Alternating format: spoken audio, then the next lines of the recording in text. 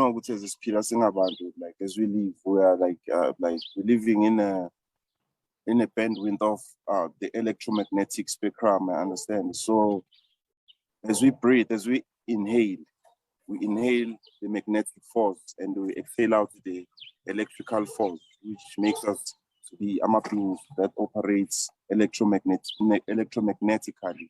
Basically, breathing meditation comes handy out of the understanding that we have 17 breaths of meditation called Imekapa. It's well known to abantu abaningi. And we make up what is happening is we're trying to cleanse the electronic belt. So as Ukoko Asho would say, you breathe in, you breathe out. So you don't even breathe in with only your pulmonary region, but with your diaphragm, because that's you breathe in from here. Yeah. Okay. Exactly. So you breathe it like breathing meditation. It's goes hand in hand with to stimulate the nervous system with the endocrine system. So how do we go about doing that? You know, we breathe in out of visualizer, the electromagnetic spark, the white beam of light. We don't in when you exhale. Or find the most comfortable position. So when you're there now, you tap into that vortex, that energy vortex of open a vision, like your visual capability. You breathe in the point beam of light and you exhale out the electromagnetic force. What we're dissecting here, we just understand the air that we breathe is a combiner of what is below and what is above. As umundu, you have what we call the electronic belts. That's where now we talk about the Akashic record of DNA. All of the things the earthly impurities, as the self, the in the electronic belt, you know. And then we know within a human being there are other bodies. So within these bodies there lies the causal belt, with which young into a producer, you be it from the vortex of the mind, you know, the consciousness, your emotions, your free will.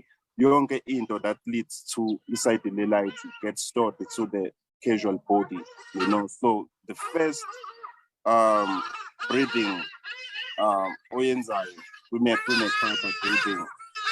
The first 10, you cleanse the electronic belt with that breathing process. As you inhale from the diaphragm, you exhale food, you understand. So we're trying to clear off the earthly impurities.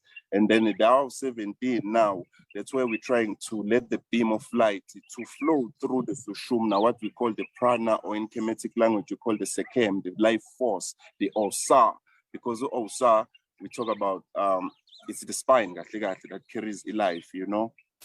So we enlighten Ausar with the last 17, because as I said earlier on, there are 17 breaths to make up everything. Make up, by the way, means a vehicle, you know. So in order for us to connect from the physical stance here on the top, the higher self, you know, we need this vehicle, there's a carrier to there. So we do it through breathing, you know, and yeah. That was too, yeah. Like I'm in awe, ne? So you find a comfortable position, and then from there, Mina, I will just lead you, and then you take a deep breath in. So you breathe in,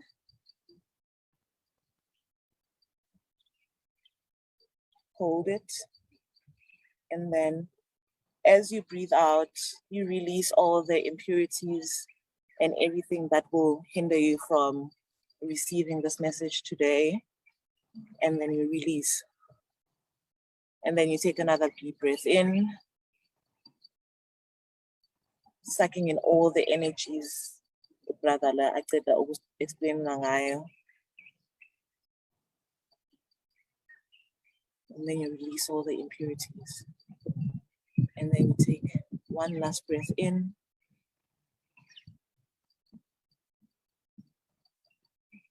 And then you release. as besengishilo sihlezi lana no Brother Heru. At the current moment, we are in the season of Ausar, and I think Brother already has touched on energy yaga Ausar. But today, I wanted us to focus on the resurrection portion of it, because the theme for this season that we chose as Ikambi is the resurrection part. When you think about Ausar, Gwen, and you think the word resurrection, what does it mean to you? To me, it awakens what has been lying so dormant and inactive, for quite a while.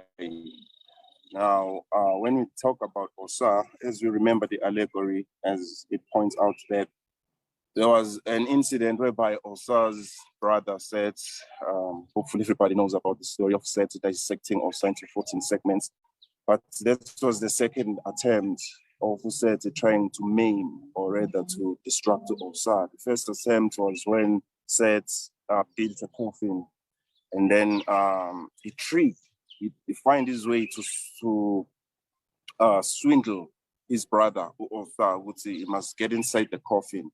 And then Ausar went in, and then said, well, Naila, he locked him in, and then he nailed it, and then he threw it in the Nile River, and then it flew down to Syria. So there, the king of Syria saw it, and then it was so appealing to the eye, and then he ordered to decree to his servant, who said they must cut the tree because he wanted to make a pillar out of the tree in his palace. So the pillar, it's called the Jet pillar. The Jet is derived from the ancient Egyptian word called the Jedu. Jedu means steadfast. So now to break it down, because these things, they came in allegoric forms, they came in parables, and then they came as ama infanegi.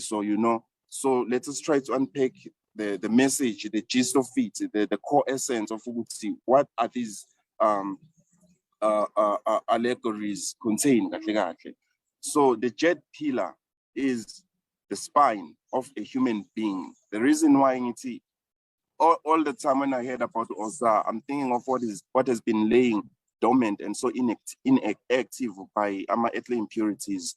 It's because within Umuntu, from birth, from the cell, from the spermatozoon of the father and the pronucleus womb of the mother, when they come together, they form a cell, another amanyama cells, the mitosis amanyama cells that multiplies into 8.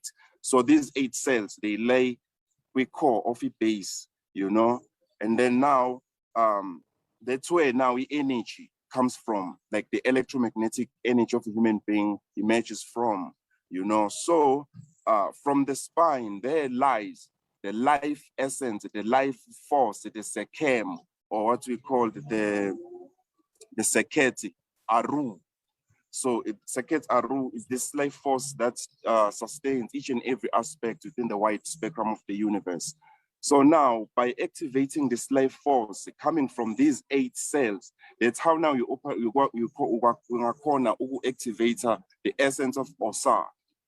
There wasn't like a human being called Ausar there, but these are attributes of how Earth operates itself, because we know the Earth, nature, is an epitome of God's power, the epitome of Jehuti, the intellectual happenings of the God self, we understand. So we activate this life essence, the Ausar essence, the Jet pillar, that's the Syrian king, cut down, Wayenza pillar, we palace, So this pillar, when it's portrayed, it had